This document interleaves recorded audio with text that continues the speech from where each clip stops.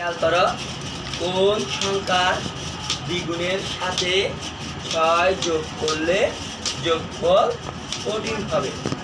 তার মানে কোনো একটা সংখ্যা আছে, এটার সাথে দ্বিগুণ করলে মানে 2 গুণ করলে, কয় গুণ করলে 2 গুণ করলে, এবং এটার সাথে 6 যোগ করলে, এবং এটার সাথে কয় যোগ করলে 6 যোগ করলে, মানে 6 যোগ করলে মানে কয় যোগ করলে 6 যোগ করলে যোগফল 14 হবে, মানে 14 হবে। কথা ক্লিয়ার?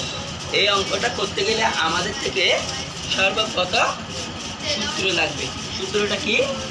এবারে প্লাস থাকলে এবারে গেলে মাইনাস, এবারে মাইনাস থাকলে এবারে গেলে প্লাস, এবারে ইন্টু থাকলে এবারে গেলে ডিভাইডেড, এবারে ডিভাইডেড থাকলে এবারে গেলে। কথা ক্লিয়ার? এতটুকু বুঝছো? এখন আমরা যে কাজটা করবো সেটা হচ্ছে, আমাদেরকে প্রশ্ন করছে কোন সংখ্যার সাথে, তাই না? তাহলে কোন সংখ্যাটাকে আমরা জানি না, তাহলে একটু মনে মনে ধরবো। কি ধরবো? মনে করি। কি লিখবো বলো তো? মনে করি। সংখ্যাটি এক, সংখ্যাটি সমান এক। তাহলে এই সংখ্যাটির দ্বিগুণ না, তাহলে এক্স এর দ্বিগুণ, এক্স এর দ্বিগুণ। তাহলে এক্স এর দ্বিগুণ মানে সংখ্যাটার সাথে কত গুণ করবো? 2 গুণ। তাহলে 2 ইন্টু এক্স ইকুয়াল 2x। কথা ক্লিয়ার? এই দ্বিগুণের সাথে আবার কয় যোগ বলো তো? 6 যোগ। তাহলে দ্বিগুণের সাথে 6 যোগ, দ্বিগুণের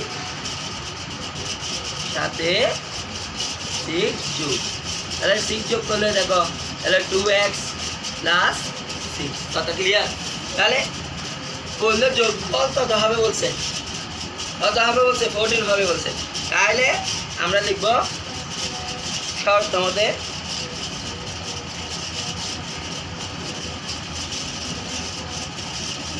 টু এক্স প্লাস 6 ইকুয়াল 14। এখন আমরা জানি, এখানে থাকো, এখানে থাকো, এখানে থাকো, আমরা জানি